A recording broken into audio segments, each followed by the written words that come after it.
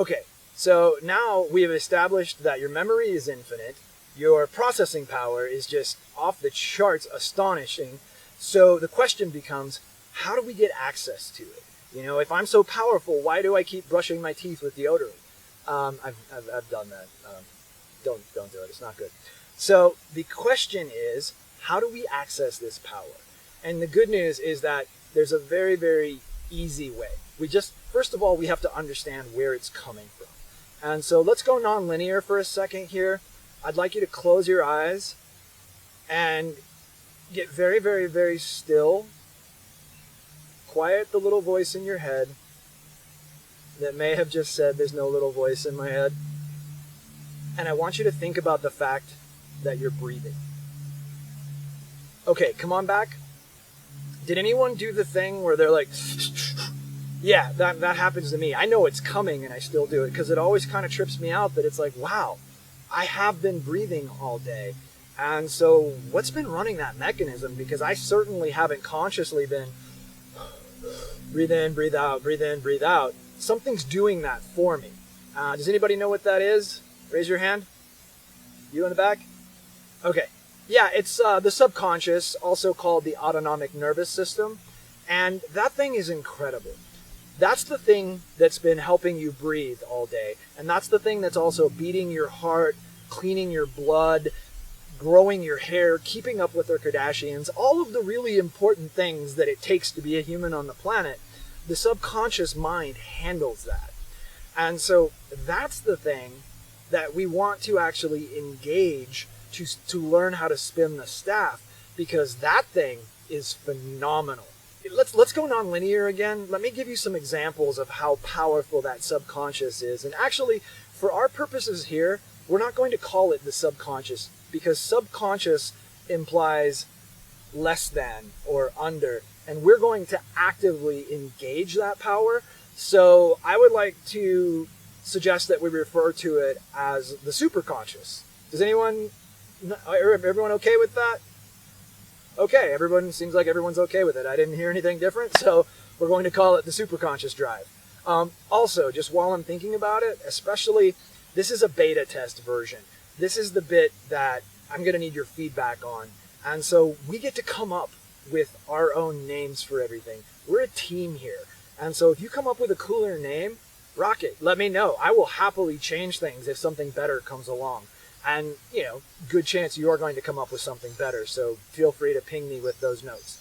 Okay, so let's talk about the superconscious drive. Let's do some nonlinear visualization here. I'd like you to picture a crate about this big by this big.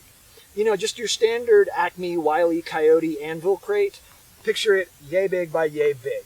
And I'd like you to fill it with $100 bills. Now stack another one on top of it and also fill that one with $100 bills. That is $1 billion. Okay, and now once you've got that visualization, take those crates and cover an entire football field with them. That's $1 trillion. And remember, those are $100 bills, each representing a unit of 100. So now, if you can, imagine 100 of those football fields filled with those crates stacked too high of $100 bills. That's 100 trillion. That's about how many cells you have in your body right now. And your superconscious is currently managing all of them effortlessly. Okay, and now here's where it gets wild. Because think about how many 100 trillion is. Like, you've got that visualization. It's a tricky one, believe me. I can't really fully do it, I'll be honest. But I have a gauge of like, wow, that's a lot. So now think about this. Your superconscious drive is doing 120 trillion calculations every second.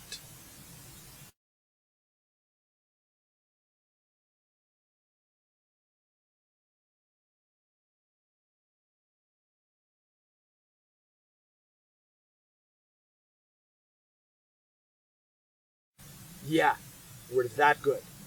We're better than we ever dreamed. All we have to do is unlock the ability to harness that power. Yeah, and the time it takes me to say this sentence your brain will have performed 240 trillion calculations. Okay, so now that we know where the bigger power is and what it is, the question is, how do we engage it? And the good news is that it's very, very simple. When you want a computer to do something, how do you get it to do it? Yes, you input a command, usually via a keyboard or a mouse. Here comes a tricky one. I'm going to be upfront. This is a trick question. Where is our keyboard? See if you can answer this. Out of the probably 6,000 to 7,000 people I've taught now, I think 2 people have gotten this right out of all those people. So don't expect to get it right. Where is our keyboard?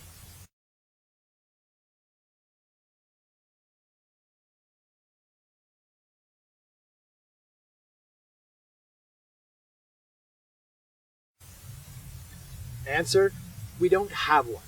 We have something much better. We have built-in voice recognition software. If you are hearing the sound of my voice, you have voice rec capacity. And so that brings us to the next question. Okay, we operate via voice rec. What's our operating language? Remember, easiest answer. Try to get this one.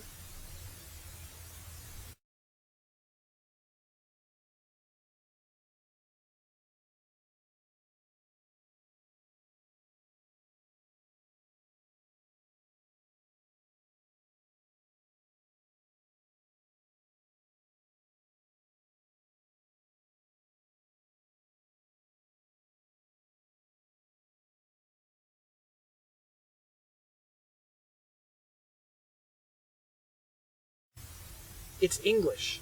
You and I right now, mostly me, are programming each other in English. That is my personal root operating language, and it's probably yours too.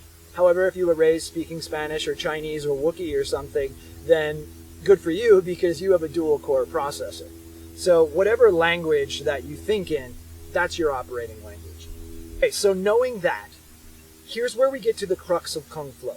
And this is the part that may occur as too easy, too good to be true. But again, I know this works because it propelled me from total noob to world-class, world-traveling professional in a very short period of time. And it's also done that for other people. So, here is the part that I do not want children, if your parents are in the room, or people, if your boss is in the room, do not answer this at all. Keep a totally straight face, do nothing, okay? Trust me on this one. Did you ever fake sick to stay home from school or work? What happens when you call in and you actually feel great and there's just 2 feet of fresh snow in the mountains and you call in and you go, "Oh, hi, boss. Yeah, I don't feel good. I'm not coming in today." What happens to your body? Yeah, you get sick. Almost everyone has experienced this. And here's why. The superconscious drive is a command line that is always listening and always saying yes. It only takes things literally. It's like the address bar in your browser window. You know how if you go up to that top bar and you type in www.facebook.com, it only takes you to facebook.com? That's because it's literal. It only takes exactly what it's giving. If you type in facebook.com, you are not going to MySpace. As much as Tom misses you and really wishes that you would come back, you are only going to Facebook. And so your superconscious is the same way because it's you. And it wants to make you happy. And it only takes things literally. And so whatever you say to it becomes true. And this next part, there's a really good chance that this won't make sense at first. But here's the cool thing. The conscious mind doesn't have to make sense of it because the superconscious mind will. The two easiest ways to explain it, well, there's one easy way and there's one hard way. The easy way is that you can think about it like bicycle gears. Let's say that this little gear here is the conscious mind, and it can't really do much because it's a small gear. But over here is the superconscious mind, and it's chained to the little gear that is the conscious mind. And so if you get this little gear spinning by talking to it, it's going to spin this bigger gear Okay? So if you say, I feel sick, that spins this wheel and it goes, oh, you want to feel sick? Okay, cool. And it starts sending you sick signals because it thinks that's what you want. And so imagine it like an extremely powerful 3-year-old. It hasn't quite got comedy figured out yet, but it can accomplish anything. And so when you say, I feel sick, you get sick. However, that's the negative. What's the positive then?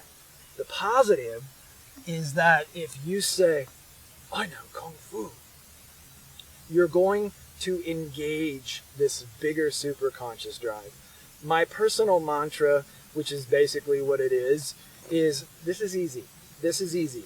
Because by saying this is easy, I'm telling this big machine here that I want this to be easy. And let's think about the math for a second. For a machine that can do 120 trillion calculations a second, how hard is it going to be to wave this one stick around? Answer, not hard at all. Actually, it's easy. So when you're spinning, when you're learning, I want you to say, this is easy. Or come up with your own power mantra, run it by me first because some of them have hidden traps in them. I would go with this is easy personally. Because when you say this is easy, this is easy, this is easy, this is easy, this is easy, this is easy, this is easy, this is easy, this is easy, you're actually engaging the bigger, more powerful part of your brain. And so while we're here, what I would like to invite you is to ponder the fact that right now I'm having a very long, detailed, in-depth conversation with you. And I'm thinking about all the people who are going to be seeing this first, like Juan Gabriel Gill and Scott Ketchum and Ava and Ken and Bill and Justin Rivenborough and John Martin and all of these people. If I'm having the conversation and doing all of that memory work, who's doing the spinning? Right, it's the superconscious drive, which is currently running on the Kung Flow software. Okay, so remember I told you there would be an easy version and a hard version? Well, here's the harder version. Maybe it'll be easier for you. I don't know, you tell me. What happens is that when you speak to yourself, your voice comes out of your mouth in your exact operating language, in your exact frequency, and it goes out of your mouth and goes into your ear, closing a circuit, creating a feedback loop. And it's a self-amplifying feedback loop. So again, here's the cool thing. If that doesn't make sense to you now, it doesn't matter because your superconscious drive gets it. And now it's installed. So let's push the system forward a little more. Let's show the upper reaches of the system. Hold on a second. I'm going to go grab some tools. Yeah, like where are you going to go? It's a video. It's not even today anymore.